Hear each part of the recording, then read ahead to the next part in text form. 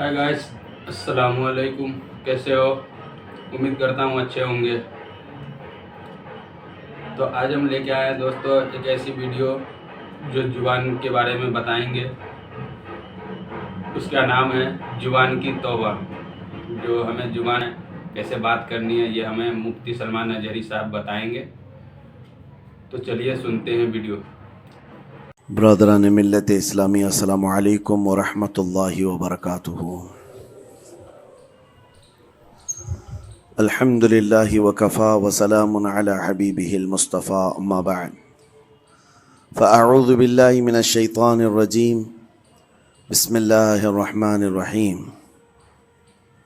फ़बिमा रहमतिम मिनल्लाहि लिन्त लहुम वलौ कुन्त फ़ज़्ज़न गलीज़ल क़ल्बि लन्फ़ज़्ज़ू मिन हौलिक। सदक़ल्लाहु मौलाना अज़ीम। बारगाह रिसालत मुआब सल्लल्लाहु तआला अलैहि वसल्लम में दुरूद पाक का हदिया पेश करें। अल्लाहुम्मा सल्लि अला सय्यिदिना व मौलाना मुहम्मद मअदनिल जूदि वल करम व आलिहि व अस्हाबिहिल किराम व इब्निहिल करीम व बारिक व सल्लिम सलातन दाइमतन सरमदन अबदा। अज़ीज़ान गिराम वक़ार, इंसान को अल्लाह तबारक व तआला ने जो खुसूसियात अता की हैं उसमें ख़ास तौर पर ज़ुबान और बयान की खुसूसियत बहुत अहम है। शेख सादी रहमतुल्लाहि ताला अलैह फरमाते हैं, ता मर्द सुखन न गुफ्ता बाशत, ऐब व हुनरश न हुफ्ता बाशत। जब तक आदमी बात नहीं करता उसकी अच्छाई भी छुपी रहती है, बुराई भी छुपी रहती है। इंसान अपने कलाम से, अपनी बात से समझ में आ जाता है कि किस कैटेगरी का है, किस लेवल का है। उसकी गुफ्तगू के आदाब उसकी हकीकत बताते हैं, बल्कि यहाँ तक कि उसके नसब का भी पता लगा लिया जाता है और उसकी तरबियत का भी अंदाज़ा हो जाता है। हज़रत लुक़मान हकीम से पूछा गया नेकी किसका नाम है, तो आपने फरमाया दो चीज़ें और बहुत छोटी हैं। नेकी दो चीज़ें हैं जो बहुत छोटी हैं। कहा क्या है? कहा कि मुलाकात में लोग अपने भाइयों से मुस्कुराना और नरम गुफ्तगू करना। सारी नेकियों की जड़ है ये, नरम गुफ्तगू करना और लोगों से खंदा पेशानी के साथ मुस्कुरा कर मुलाकात करना। लेकिन मेरे अजीज़ों, ये दो चीज़ें बनावटी तो बहुत सारे लोगों के साथ आ सकती हैं। अखलाक तसन्नो जिसको कहते हैं, तकल्लुफ़ के साथ बहुत सारे लोगों के साथ आ सकती हैं। लेकिन हकीकत में जिस इंसान की तबीयत में ये दो चीज़ें होनी चाहिए वो कब समझ में आती हैं? उस वक्त जो मौला अली करमल्लाहु वजहुल करीम ने फरमाया, किसी इंसान को उसकी हकीकत देखना हो तो गुस्से के आलम में उसे देखो। वो अपने आपे से बाहर होता है या अपने मिजाज के ख़िलाफ़ किस तरह बात को सुन करके तहम्मुल रखता है। सबसे बड़ा पहलवान वो है जिसने अपने गुस्से को कंट्रोल किया और अपनी ज़ुबान पर काबू पा लिया। वरना ये वो लम्हा है जब इंसान फट पड़ता है, जो दिल के अंदर है सब कह जाता है। आपको मैं बताऊं, नबी करीम सल्लल्लाहु तआला अलैहि वसल्लम के अज़ीम अखलाक़ करीमा, बुखारी शरीफ की हदीस है। हुज़ूर मस्जिद नबवी में तशरीफ़ फरमा है। उस वक्त मस्जिद नबवी, आज हो सकता है आपके जहन में जो इमेज है मस्जिद नबवी की, बहुत बड़ी आलीशान मस्जिद, लेकिन वो ज़माने नबवी में इस तरह की नहीं है। कच्ची दीवारें थी, ऊपर छप्पर के छत पड़े हुए थे और मिट्टी की ज़मीन थी। ये मस्जिद नबवी की शक्ल उस ज़माने में हुज़ूर अकरम सल्लल्लाहु तआला अलैहि वसल्लम अपने सहाबा के साथ बैठे हैं। एक देहात का रहने वाला शख्स आया। एक बात याद रखें कि देहात में, गांव में रहने वालों के अखलाक और तमीज़ में बड़ा फ़र्क होता है। उनके यहाँ आदाब की कमी होती है। वो शख्स आया और मस्जिद नबवी में आकर हुजूर सल्लल्लाहु अलैहि वसल्लम से कुछ बातचीत किया और थोड़ी देर के बाद मस्जिद में ही खड़े होकर पेशाब करना शुरू किया। बुखारी शरीफ में ये हदीस मौजूद है। जब मस्जिद नबवी में खड़े होकर पेशाब करे तो सहाबा इकराम सब देख करके दौड़ाने लग गए, खुजू, पकड़ो इसको, पकड़ो इसको। और सहाबा दौड़ाते थे, वो पेशाब करते हुए भागता था पूरी मस्जिद में। نبی پاک صلی اللہ تعالی علیہ وسلم نے فرمایا دعوہ، چھوڑ دو اس کو، کر لینے دو، پیشاب کر رہا ہے مسجد میں، چھوڑ دو اس کو۔ جب وہ صحابہ اکرام حضور کا حکم سنتے ہیں سب پیچھے ہٹ گئے۔ تھوڑی دیر کے بعد نبی کریم صلی اللہ تعالیٰ علیہ وسلم نے صحابہ سے فرمایا پانی کے ڈول بھر کر کے لائے جائیں۔ صحابہ سے ہی منگوایا، پانی کے ڈول بھر کر کے لائے گئے اور مسجد نبوی کے میدان میں فرش پر بہایا گیا اور صاف کیا گیا۔ اب وہ شخص نہایت ہی ڈرا سہما کھڑا تھا، میرے ساتھ کیا ہوگا پتہ نہیں، میں نے پیشاب کیا، اب مجھے یہ لوگ قتل کر ڈالیں۔ نبی کریم صلی اللہ تعالیٰ علیہ وسلم نے قریب بلایا اور فرمایا، نہایت نرم گفتگو کے ساتھ حضور فرماتے ہیں یہ اللہ کا گھر ہے، یہاں پیشاب نہیں پیشانیاں رکھی جاتی ہیں۔ بس یہ جملہ ہے، بخاری شریف میں موجود ہے، یہاں عبادت کی جاتی ہے۔ اتنا کہہ کر رخصت ہو گئے، رخصت کر دیا۔ وہ دیہات سے آیا ہوا جو نوجوان تھا یا شخص تھا، باہر نکلتے ہی وہ کلمہ طیبہ پڑھ کر حضور کی غلامی میں شامل ہوا۔ میں نے وہ بلند عالی اخلاق نہیں دیکھے۔ نبی کریم صلی اللہ علیہ وسلم کے بارے میں قرآن کہتا ہے فَبِمَا رَحْمَةٍ مِّنَ اللَّهِ لِنْتَ لَهُمْ، اللہ کی رحمت سے آپ لوگوں کے لیے نرم ہیں، اس لیے لوگ آپ کے ارد گرد لگے ہوئے رہتے ہیں۔ وَلَوْ كُنْتَ فَظًّا غَلِيظَ الْقَلْبِ لَانْفَضُّوا مِنْ حَوْلِكَ، اے رسول اگر آپ سخت دل ہو جائیں تو پھر یہ سب چھٹ جائیں گے، آپ سے دور ہو جائیں گے۔ اس رسول کے لیے جب کہا گیا ہے کہ اگر آپ سخت ہو جائیں تو لوگ چھوڑ کر کے دور ہو جائیں گے، تو ہمارے اور آپ کے لیے کس قدر لہجے کی پابندی ضروری ہے۔ ہاں عزیزان گرام وقار، اپنی گفتگو، اپنے کلام، اپنی بات چیت سے آپ اپنے سلیقے بتاتے ہیں۔ گالی گلوچ کرتے ہوئے جن کی صبح شامیں ہوتی ہیں ان کو دیکھ کر کے ہی پہچان میں آ جاتا ہے کس گھر سے یہ تعلق رکھتا ہے، کہاں ان کی تربیت ہوئی ہے، کس طرح ان کے آداب سکھائے گئے۔ اسی لیے میرے عزیزو، بچوں کو آوارہ بھی نہ چھوڑ دینا کہ وہ اپنی زبان گلی کوچوں سے سیکھ کر کے جائیں۔ کل کو ہوگا یہ کہ اس کی زبان کی وجہ سے لوگ تمہیں تان و تشنیع کریں گے، اس کا باپ ایسا ہوگا اس لیے بچہ ایسا ہے، اس کی ماں اس طرح ہوگی اس لیے اس کی گفتگو ایسی ہے۔ کیونکہ موسٹلی زیادہ طور پر بچے اپنے ماں باپ کے اخلاق کو نقل کرتے ہیں، ٹرانسفر ہوتی چلی جاتی ہیں۔ ایک بار حضور اکرم صلی اللہ تعالی علیہ وسلم مسجد نبوی سے باہر نکل کر جا رہے ہیں۔ توجہ میرے عزیز ہو، اخلاق کہاں دکھانے چاہیے اور ہماری بات چیت کے انداز ہمیں کہاں ہونا چاہیے، میں آپ کو بتاؤں۔ حضور تشریف لے کر جا رہے ہیں، صحابہ اکرام کھڑے تھے حضور کے اطراف۔ مدینہ طیبہ کی ایک بوڑھی خاتون جس کا ذہنی توازن کھویا ہوا ہے، یعنی وہ دماغی طور پر ڈسیبل ہے، اور وہ آئی جا رہی تھی۔ لوگ جب بھی اس کو دیکھتے راستہ کاٹ لیتے، وہ جس کو بھی پکڑتی تھی سنانا شروع کرتی تھی، جو منہ میں آئے بکنے لگ جائے، اور لوگوں کو تنگی محسوس ہونے لگتی۔ صحابہ نے دیکھا کہ یہ عورت آ رہی ہے، حضور کی طرف آ رہی ہے، سب نے حضور صلی اللہ علیہ وسلم کو گھیر لیا، اس کا راستہ روکنے کے لیے اب آئے گی۔ اور نبی کریم صلی اللہ علیہ وسلم کے پاس اگر زبان درازی کرنے لگ جائے، پاگل عورت ہے، اور بک بک کرنے لگ جائے، حضور پاک صلی اللہ علیہ وسلم کے ادب میں کہیں کمی نہ آ جائے۔ صحابہ کا یہ ہمیشہ اہتمام رہتا۔ حضور اکرم صلی اللہ علیہ وسلم نے دیکھا تو صحابہ سے کہا ہٹ جاؤ، اس کو آنے دو، ہٹ جاؤ، اس کا راستہ چھوڑ دو۔ صحابہ نے کہا یا رسول اللہ صلی اللہ علیہ وسلم، اس کا ذہنی توازن ٹھیک نہیں ہے، دماغی طور پر وہ عورت ٹھیک نہیں ہے، وہ آئے گی اور لمبی باتیں کرتی ہے، لا یعنی باتیں کرتی ہے، کہیں آپ کی شان پاک میں کوئی گستاخی نہ ہو جائے۔ صحابہ روک رہے تھے، حضور پاک صلی اللہ علیہ وسلم نے سختی سے فرمایا، ارشاد فرمایا ہٹ جاؤ، اس کا راستہ چھوڑ دو، مجھے پتا ہے پورے مدینے میں اس کی کوئی نہیں سنتا، میں بھی نہ سنوں تو کس کو سنائے گی، اگر میں بھی نہ سنوں تو وہ کس کو سنائے گی۔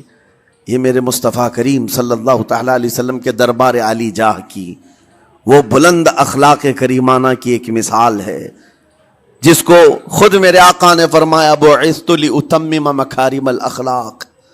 عزیزان گرامی وقار، لوگوں کے آج حالات ایسے ہیں کہ اچھے لوگوں کے ساتھ اخلاق الگ دکھائے جاتے ہیں، چھوٹے لوگوں کے ساتھ اخلاق الگ دکھائے جاتے ہیں۔ سٹیٹس کا آدمی ہو تو اس کے ساتھ ملنے کے طریقے الگ ہیں، اور غریب کوئی آ جائے، فقیر کوئی آ جائے تو اس سے ملنے کا انداز الگ ہو جائے۔ یہ نہ ہو، یہ ہم سب کے لیے نصیحت ہے۔ اسی ممبئی کی سرزمین پر میں آپ کو بتاؤں، ایک ماہم شریف میں بزرگ حاجی صاحب ہوا کرتے تھے، آج سے تقریباً 10-12 سال پہلے کی۔ وہ کئی لوگوں سے ایک سوال کرتے تھے پکڑ پکڑ کر کے کہ میرا ایک سوال ہے، آپ جواب دیں گے، میرا ایک سوال ہے۔ کئی علماء سے انہوں نے پوچھا، مجھ سے بھی انہوں نے، جب میں نیا تھا مصر سے پڑھ کر کے آیا تھا، میرے پاس آ کر کہا کافی سالوں سے میرے ذہن میں ایک سوال ہوتا ہے، میں آپ سے بھی پوچھنا چاہتا ہوں۔ کہا بتائیے کیا ہے؟ کہا میں حضور سرکار مجاہد ملت رحمت اللہ علیہ کا مرید ہوں۔ علامہ حبیب الرحمن مجاہد ملت، رئیس اعظم اڑیسہ، جن کے خدمات جلیلہ آج ہو سکتا ہے نئی جنریشن کو نہ معلوم ہو، ان کا لقب ہے مجاہد ملت، جنہوں نے سنیت کی بقا کے لیے اپنا تن من دھن سب قربان کیا تھا۔ وہ مجاہد ملت عظیم بزرگ ولی کامل ہے۔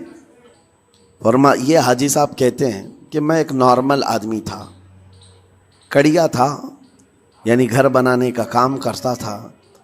جب وہ ممبئی تشریف لاتے تو دوڑ کر کے ہر جگہ سے لوگ ملنے آتے، میں بھی گیا تھا، اور اس وقت میں جوان تھا۔ حضور مجاہد ملت رحمت اللہ علیہ کی بات وہ بتا رہے ہیں کہ لوگ لائن لگا کر کے مصافحہ کر رہے تھے، مل رہے تھے۔ جب مل رہے تھے تو پھر میرا نمبر آیا، میں ملنے کے لیے گیا۔ بزرگوں کے سب ہاتھ چومتے ہیں، یہ ہمارے سنیوں کے طریقے ہیں۔ ادب، علماء ذوی الاحترام کے ہاتھوں کا بوسہ لینا یہ مستحسن ہے، یہ ہمارے آداب میں سے، معمولات اہل سنت میں سے۔ تو جب سب لوگ ان کے دست بوسی کر رہے تھے، ہاتھ چوم رہے تھے، میں بھی قریب گیا، اور جب میرا نمبر آیا میں ہاتھ چومنے کے لیے گیا تو انہوں نے میرا ہاتھ لے کر خود ہی چوم لیا۔ وہ بزرگ عالی جاہ ولی کامل جن کو دنیا مجاہد ملت کہتی ہے، میرا ہاتھ انہوں نے چوم لیا، اور میرے اندر ایسی پشیمانی تھی کہ میں کیا کروں سمجھ میں نہیں آیا۔ میں ایک معمولی سا کڑیا، اور کہاں ان کا مقام، کہاں میرا۔ تو اس کے بعد وہ اس بے چینی میں رہتے تھے کہ ایسا کیوں کیا، ایسا کیوں کیا، کیونکہ پوچھنے کا موقع ہی نہیں ملا۔ ایک بزرگ تھے، انہی کے خلیفہ تھے حضور مجاہد ملت کے، انہوں نے اس کا جواب دیا۔ میرے عزیزوں، کیا بہترین جواب تھا۔ حضرت مجاہد ملت رحمت اللہ تعالی علیہ یہ چاہتے تھے کہ ہزاروں لوگ ہماری تعظیم کرتے ہیں تو کہیں ہمارے دماغ میں بادشاہت کا خیال نہ آئے، ہم غریب اور فقیر کا ہاتھ چوم کر اپنے نفس کی مخالفت بھی کرتے ہیں۔ اخلاق کریمانہ دکھانے کے لیے اسٹیٹس والوں کے ساتھ ہی نہیں، غربا فقراء کے ساتھ بھی وہ اخلاق ہوں۔ نبی کریم صلی اللہ تعالی علیہ وسلم کے وہ آداب آج اگر آپ اپنا لیں، بہت ساری کڑوی چیزیں ویسی ختم ہو جائیں۔ آج ممبئی کی سرزمین پر سب سے بڑا یہ چیلنج ہے بات کرنے میں، نوجوانوں کے تو آج پارے چڑھے ہوئے ہوتے ہیں، ان سے کوئی بھی بات کر لے، جس تیور میں یہ بات کرتے ہیں ایسا لگتا ہے کہ ابھی لڑائی ہو جائے گی، ابھی جھگڑا ہو جائے گا۔ اس کی عادت سی بن گئی ہے۔ آپ کو پتہ ہے فرمایا گیا، عربی کا قول ہے جراحت السنان لها التیام ولا یلتام ما جرح اللسان۔ تلوار سے، چاقو سے دیا ہوا زخم سوکھ سکتا ہے، زبان سے دیا ہوا زخم کبھی نہیں سوکھتا۔ زبان سے دیا ہوا زخم نہیں سوکھتا۔ بولنے سے پہلے 1000 بار اس بات کو خیال ہونا چاہیے کہ میں جس کو بول رہا ہوں کہیں اس کا دل چھلنی تو نہیں ہو جائے۔ میری زبان یہ ہوتی 50 گرام کی چھوٹی زبان ہے، لیکن بڑے بڑے لوگوں کے کلیجے چیر کر رکھتی ہے، بڑے بڑے لوگوں کے دلوں میں سوراخ کر کے رکھتی ہے، زخمی کر کے رکھتی ہے اس کا استعمال۔ اسی لیے روایت میں ملتا ہے کہ جب انسان صبح کرتا ہے تو سارے اعضاء، ہاتھ پیر آنکھ کان ناک، سارے اعضاء سب سے پہلے زبان سے یہ عرض کرتے ہیں، اس کی پناہ مانگتے ہیں، کہتے ہیں آج تو صحیح سلامت رہے گی تو ہم سب صحیح سلامت رہیں گے، اور اگر تو پھسل گئی تو عذاب ہم پر بھی ہوگا۔ زبان بولتی ہے، مار کسی اور کو پڑتی ہے، کوئی زبان کو مارتا نہیں ہے، گالی زبان دیتی ہے، لیکن مار کبھی پیٹھ پہ پڑتی ہے، سر پہ پڑتی ہے، ہر جگہ پڑتی ہے۔ تو یہ زبان نبی کریم صلی اللہ تعالی علیہ وسلم نے ارشاد فرمایا، من یضمن لی ما بین لحیتیہ وما بین، حضور پاک صلی اللہ تعالی علیہ وسلم فرماتے ہیں جس نے دو چیزوں کی ضمانت مجھے دے دی، حفاظت کی، میں اسے اضمن لہ الجنہ، میں اس کو جنت میں لے جانے کی ضمانت دیتا ہوں۔ دو چیزیں کیا ہیں؟ حضور فرماتے ہیں ایک دو جبڑوں کے بیچ میں جو موجود زبان ہے اس کی حفاظت کر لے، اور دو رانوں کے بیچ میں جو شرمگاہ ہے اس کی حفاظت کر لے، یہ دو چیزیں جس نے بچا لیا میں اس کو جنت میں لے جانے کی ذمہ داری دیتا ہوں، ضمانت دیتا ہوں۔ اس کا کتنا بڑا کردار ہے، یہ زبان کا کتنا بڑا کردار ہے۔ اور حضور نے ایک بار پکڑ کر کے فرمایا تھا، زبان کو پکڑ کر کے کہا تھا یہ وہ زبان ہے جو انسان کو جنت میں بھی لے جاتی ہے اور دوزخ میں بھی لے جاتی ہے۔ کلمہ کس سے پڑھتے ہیں آپ؟ لا الہ الا اللہ، زبان ہی سے تو پڑھتے ہیں، اسی کلمے نے آپ کو جنت تک پہنچایا۔ اور کافر جو کفر کرتا ہے وہ بھی زبان سے ہی کرتا ہے، اور زبان اسے ہمیشہ کی دوزخ میں لے جاتی ہے۔ اس زبان کو چلانے سے پہلے 1000 بار سوچ لیں کہ آج لہجوں کی سختیاں بڑھتی چلی گئیں، اور آپ کو پتہ ہے قرآن پاک میں رب تعالیٰ نے یہ فرمایا وَلَا تَقُلْ لَهُمَا اُفٍّ وَلَا تَنْهَرْهُمَا، والدین کے بارے میں بچوں کو کیا کہا گیا؟ ان کو اف تک نہ کہو۔ لیکن زبان جب کھلتی ہے نا، ماں باپ کے خلاف نوجوانوں کو ہم نے دیکھا ہے گالی گلوچ کرتے ہوئے اور اتنی بری باتیں کہتے ہوئے، معاذ اللہ۔ عزیزان گرامی وقار، حضور نے تو یہ فرمایا جس نے پلٹ کر کے اپنے ماں اور باپ کو سخت لہجے میں بات کیا یا ان کی نافرمانی کی، حضور فرماتے ہیں میرا دل چاہتا ہے کہ اس کے گھر کو آگ لگا دوں، آگ لگا دوں۔ اس لیے اس بات کو ہمیشہ یاد رکھیں، تمہارے لہجے کی سختیاں کسی کو زخمی کر دیں تو آخرت خراب ہو جائے گی، آخرت خراب ہو جائے گی۔ حضرت علقمہ رضی اللہ تعالیٰ عنہ حضور کے صحابی ہیں، حضور صلی اللہ علیہ وسلم کے صحابی ہیں، آخری وقت آ گیا تھا لیکن زبان نہیں کھلتی تھی۔ حضور پاک صلی اللہ علیہ وسلم کے پاس سفارش لائی گئی کہ آپ کے وہ ساتھی ہیں انتقال کر رہے ہیں لیکن زبان پر کلمہ بھی نہیں آتا۔ حضور تشریف لائے، دیکھا، پوچھا گھر میں ان کے کون کون ہے؟ کہا بیوی ہے اور ماں ہے۔ ماں کو بلایا، وہ کہا علقمہ کے بارے میں کیا کہتی ہو، کیسا تھا؟ کہا بہت اچھا، پرہیزگار، عبادت گزار، ساری نیکوکاریاں اس کے اندر ہیں۔ تو پھر حضور نے پوچھا اچھا یہ بہت نیک تھا، تم بھی اس سے راضی ہو کہ نہیں ہو؟ ماں نے کہا میں نہیں راضی ہوں، میں راضی نہیں ہوں۔ کہا کیوں، وجہ کیا ہے؟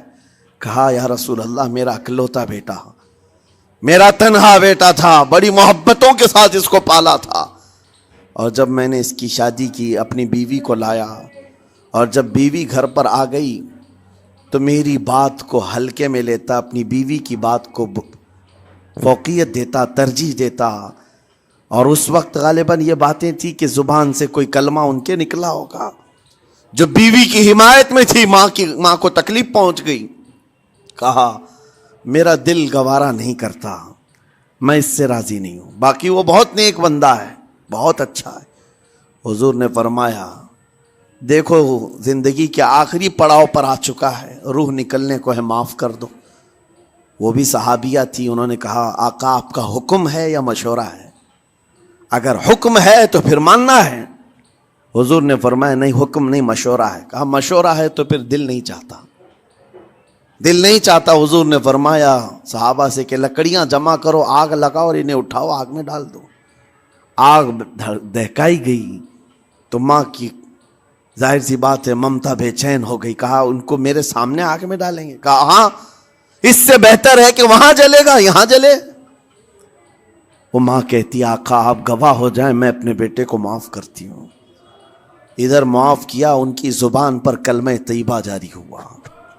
میرے عزیزو یہ بتانا مقصود اس لیے ہے کہ زبان سے دیے ہوئے زخم خواہ والدین کو ہو یہ معمولی نہیں ہوتے. ہو سکتا ہے آخری وقت تمہاری زبان بند ہو جائے اور کلمہ طیبہ بھی نہ جاری ہو, زبان کھلنے بھی نہ لگے, یہ حالات آ جائیں گے. اس لیے اپنی زبان کا کنٹرول برقرار رکھو. کس سے کیا کہنا ہے, ابھی میں اس کا دوسرا پارٹ بھی بتاتا ہوں زبان کے استعمال کا. یہ نرمی لہجے کے اندر ہونا بہت ضروری ہے, لیکن کچھ جگہوں پر سختی کی اجازت ہے, لیکن وہ مقامات الگ ہیں. نرم لہجہ حضور پاک صلی اللہ تعالی علیہ وسلم کے فرامین میں سے ہے. ایک بات بڑی, بغداد مقدسہ میں نے ایک ولی پاک کی زیارت کی, ان کے آستانے پر بھی میں ابھی بیان کیا تھا.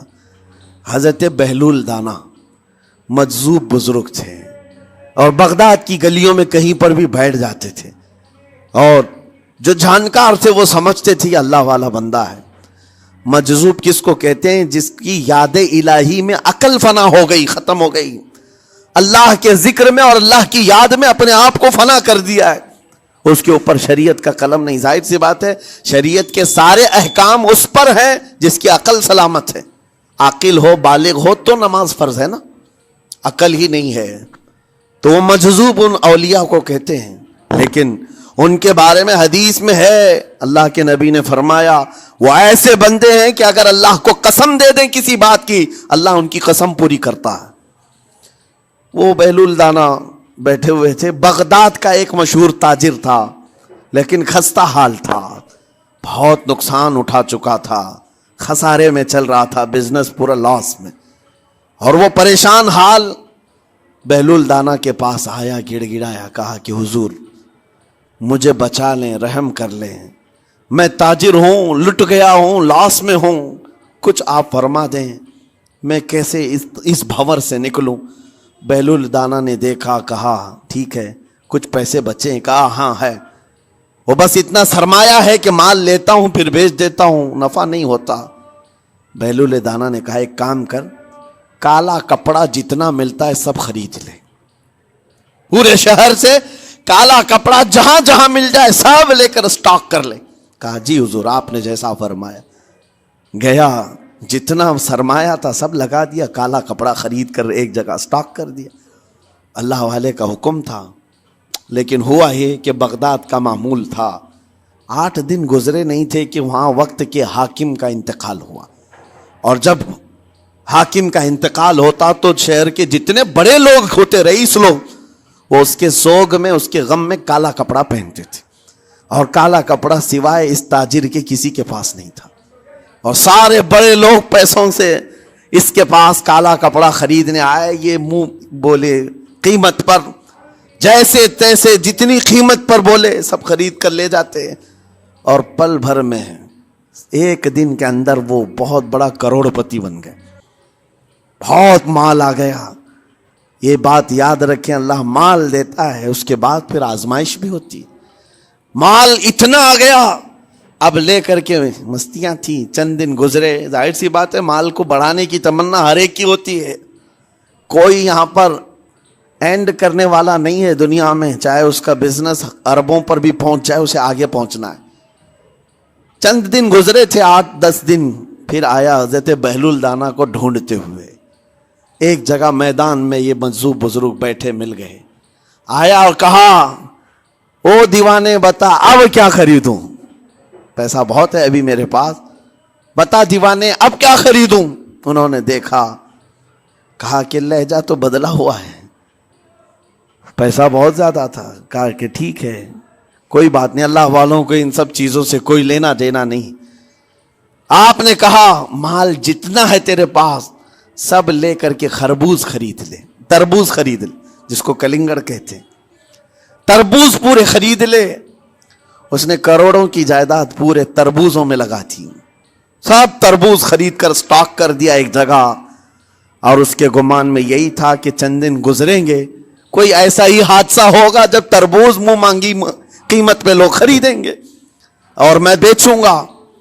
پورا مال تربوز میں لگایا, 2 دن 4 دن 6 دن 8 دن گزرے, کوئی حادثہ نہیں. ادھر تو تربوز سڑنے لگ گئے, وہ تو زیادہ دن سٹاک نہیں کیے جا سکتے. सड़न शुरू हो गई। फिर थोड़े दिनों के बाद पूरे के पूरे सड़ गए, करोड़ों का माल तरबूज में सड़ के चला गया। वो कुछ भी नहीं सका, कुछ नहीं कर सका, वापस चीखता चिल्लाता उसी हालत में आया, पहले से भी ज्यादा बदतर हालत में मैं आ गया हूं। दौड़ते हुए आया, हजरत बहलुल दाना को ढूंढते हुए। कहाँ हैं वो? उसी जगह बैठे हुए मट्टी में बैठे रहते थे। करीब आया और कहने लगा कि आपने मेरे साथ ऐसा क्यों किया बहलुल? बहलुल दाना ने कहा क्या हुआ? कहा मैं तो लुट गया, तरबूज में पैसे लगाए आपकी वजह से और पूरे सड़ गए। बहलुल दाना ने कहा मैंने तो कुछ नहीं किया, पहले तो तुझे नफा मिला था वो तेरे लहजे की वजह से, अब खसारा हुआ है तेरे लहजे की वजह से। पहले जो आया था बात करने के लिए उस वक्त तेरी तमीज अलग थी, तेरी तहजीब अलग थी, अखलाक अलग थी। गिड़गिड़ा कर कहा था कि मैं लुट गया हूं, आप रहम कर दें। दूसरी बार आकर के क्या कहा? ओ दीवाने बता क्या खरीदूं? लहजा बदल गया तो पूरी हैसियत बदल गई। जुबान हमारी ऊंचाई पर भी ले जाती है और नीचे भी ले आती है। इस बात को हमेशा मलहूज रखें कि इस जुबान से बहुत सारे लोग नफा भी उठाते हैं, बहुत सारे लोगों को नुकसान भी होता है। लेकिन साथ में मैं ये बात भी अर्ज करूं, नरम गुफ्तगू करने का आदी हर एक को होना चाहिए। नरम गुफ्तगू करने का आदी हर एक को होना चाहिए। उसकी नेकियों की अलामत है, उसके अखलाक की अलामत है। लेकिन साथ में इमाम शाफी रहमतुल्लाह ताला अलैह ने यह भी फरमाया, चाहे जितनी भी नरम तबीयत हो इंसान की, अल्लाह और उसके रसूल के लिए गैरत होनी चाहिए। अल्लाह उसके रसूल के खिलाफ बात सुने तो फिर नरम लहजे का इस्तेमाल ना करे, फिर वो बुज़दिली कहलाएगी, वो बुज़दिली कहलाएगी। आज मैं एक बात ये भी बता दूं, बहुत सारे लोग ये समझते भी हैं। अभी चंद दिन कबल मैं माररा मुतहरा में बयान किया अखलाक के औलिया इकराम के मज़हब व मसलक पर, और पिछले 15 सालों से मैंने बहुत सारे खिताबात किए हैं अखलाक पर, मुआशरे की बुराइयों पर। लेकिन अभी चूँकि चंद दिनों में जलसे प्रोग्राम बहुत सारे हो गए और अज़मत नामों से रिसालत पर ज़्यादा गुफ्तगू होने लगी, तो लोगों में एक इमेज अलग बैठी हुई है। और अभी हमने अखलाक के हसना पर गुफ्तगू क्या की? 8 दिन पहले एक बुजुर्ग ने मुझसे पूछा, ऐसी भी तकरीर करते हैं आप ऐसी भी तकरीर करते हैं, यानी नरम गुफ्तगू भी करते हैं? मतलब यह है कि हमारी इमेज ऐसी बनाकर रखें कि हम हर वक्त चिल्लाते ही रहते हैं, हर वक्त ललकारते ही रहते हैं। मेरे अजीजों, मैं यहाँ पैगाम देना चाहता हूँ, हम कुरान के उस आयत पर अमल करना चाहते हैं जो मौला ने फरमाया, अशिद्दाउ अलल कुफ्फारि रुहमाउ बैनहुम। मोमिनीन की शान है, सहाबा की शान है, वो काफिरों पर सख्त हुआ करते हैं और मोमिनों के लिए नरम दिल हुआ करते हैं। जुबान की नरमी ईमान वालों के लिए है, जुबान की नरमी मोहब्बत मुस्तफ़ा के लिए है, आशिकाने मुस्तफ़ा के लिए है। साथ में जुबान की सख्ती कुफ्फार और मुशरिकीन के लिए है, गुस्ताखाने रसूल के लिए है। और अगर ये चीज नहीं आई तो फिर आप समझ लें नेक उस वक्त नहीं कहलाएगा आदमी। बाज लोगों को ऐसा लगता है नरम बात करना चाहिए, नरम गुफ्तगू, बिल्कुल सही है, यह अखलाक है। लेकिन अगर ऐसे मकामात पर जहां तुम्हारे नबी को कोई गाली दे रहा हो, रब की शान में कोई भौंक रहा हो, उस वक्त तुम कहो कि अखलाक है, नरम बात करना चाहिए, ये बेगैरती है, ये बेगैरती है। तुम्हारी बीवी को अगर तुम्हारे सामने कोई छू दे और उसके बाद तुम हंस करके उससे कहो ठीक है जाइए साहब, आपको कहा जाएगा बेगैरत आदमी, बेगैरत आदमी है। इंसान को अपनी बीवी, अपनी बेटी, अपनी मां पर भी गैरत होती है, वो सुनता नहीं है, ये पैदाइशी है, फितरत है इंसान की। और मोमिन की शान ये है, सबसे बड़ी गैरत उसके लिए अल्लाह और उसके रसूल के लिए हुआ करती है। अल्लाह और उसके रसूल के लिए माँ और बाप को गालियां एक वक्त में बर्दाश्त कर भी ले जाए, लेकिन अल्लाह और उसके रसूल की शान में वह हरगिज बर्दाश्त ना करे। ये ईमान की अलामतों में से है। बहरहाल मैंने जुबान के दोनों इस्तेमाल आपको बताए, सख्त लहजे भी हैं, नरम लहजे भी हैं। लेकिन जब आपका पाला किसी गुस्ताख से ना पड़े तो हमेशा नरम गुफ्तगू करने के आदी बने। मोमिनीन में नरम लहजे का इख्तियार हमेशा रहे। इससे अखलाक आपके बताए दिखाए जाते हैं, इससे आपके अखलाक मालूम होते हैं, साथ ही मुआशरे में नरमी और मोहब्बत का माहौल भी कायम होता है।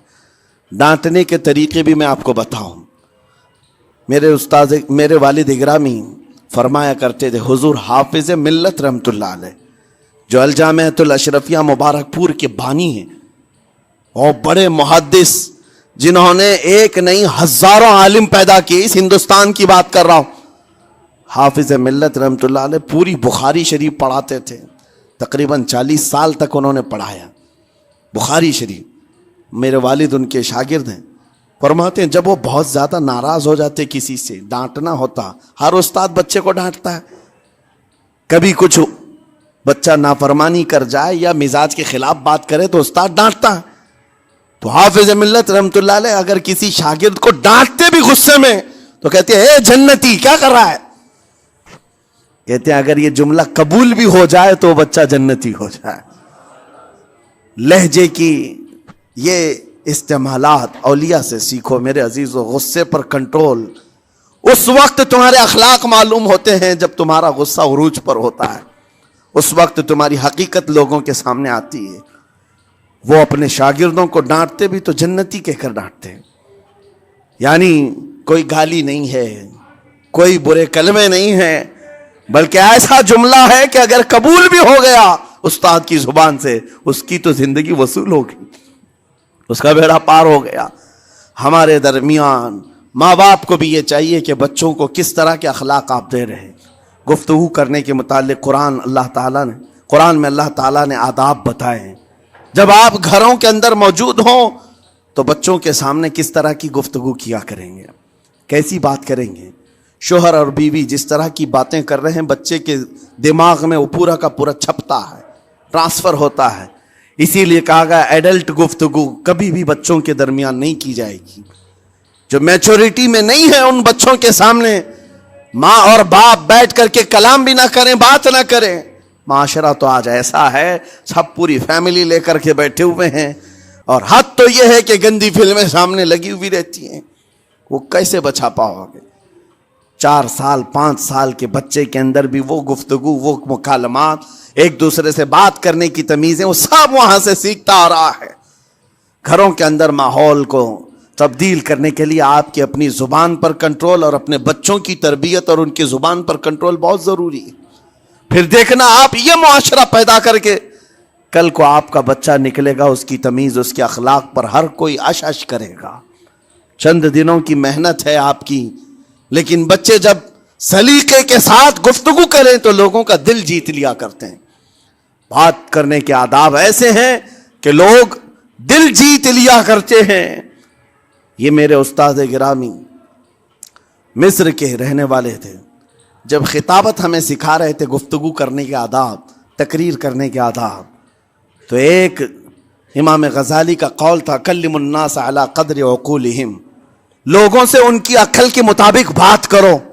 इस पर वो समझाते हुए हमें ट्रेनिंग देते थे और कहते थे कि तुम्हारे पास आने वाले कई तरह के लोग होंगे। अगर तुम इमाम हो, अगर दाई हो, खतीब हो, मुकर्रिर हो, कोई गरीब घर से, कोई बड़े अमीर घर से, कोई पढ़ा लिखा आएगा, कोई जाहिल होगा, कोई बदतमीज भी होगा, कोई नेकोकार, कोई गुनहगार, सब तरह के मिक्स मजमुआ तुम्हारे पास होगा।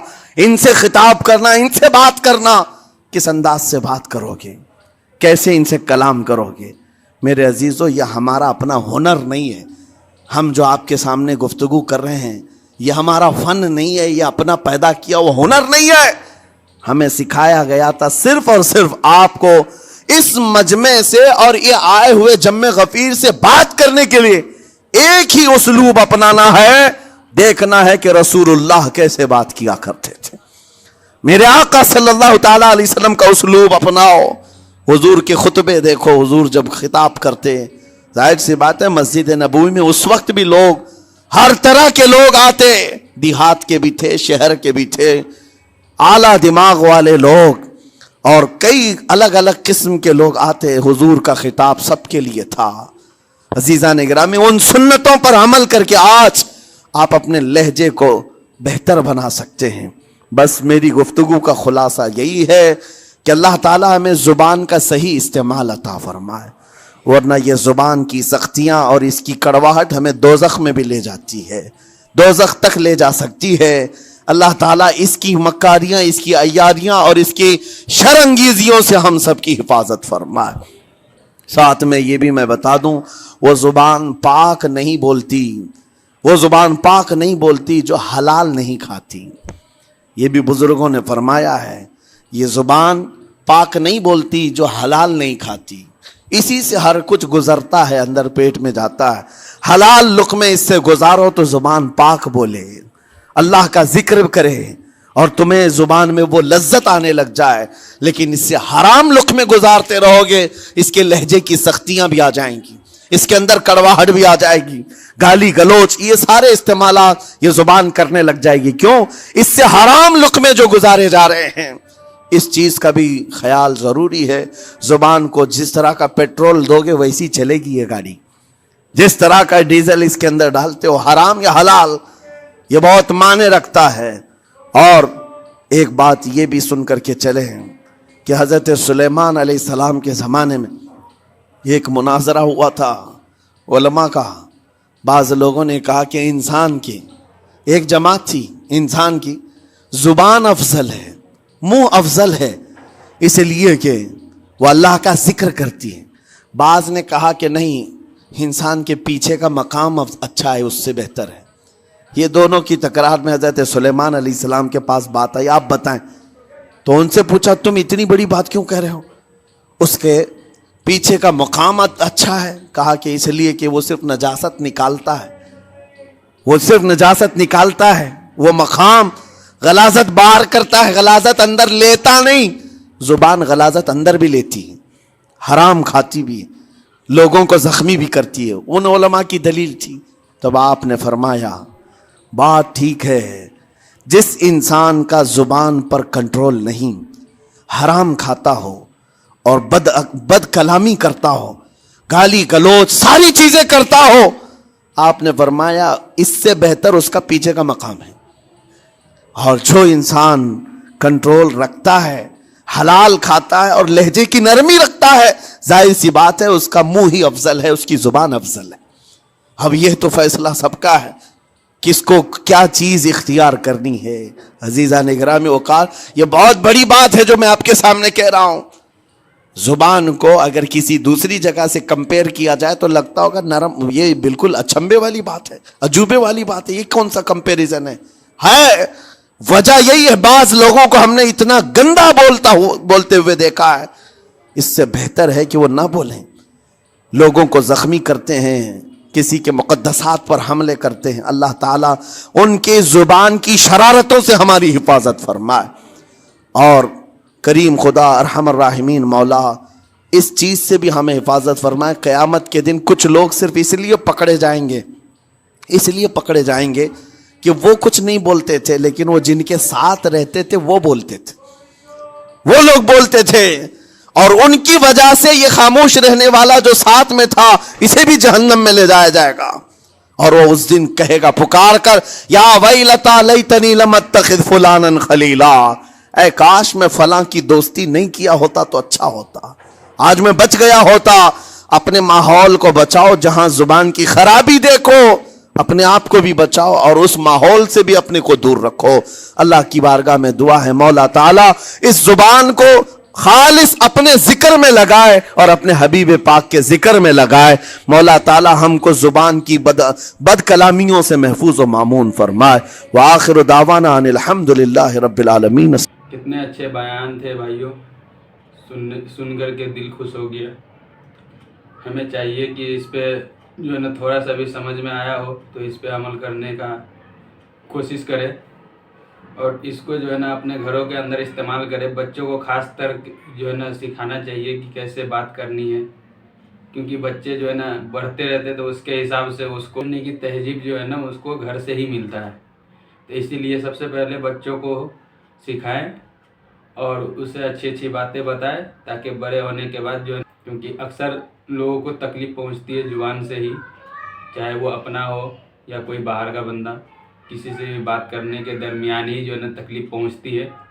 تو اس لیے کوشش کرے، ہر انسان کو چاہیے یہ کہ اپنے اپنے طریقے سے اخلاق کے ساتھ کسی سے بھی باتیں کرے. جو ذرا سا بھی پسند آئی ہو دوستو تو ویڈیو کو لائک کرے، شیئر کرے اور کمنٹ کرنا تو نہ بھولے.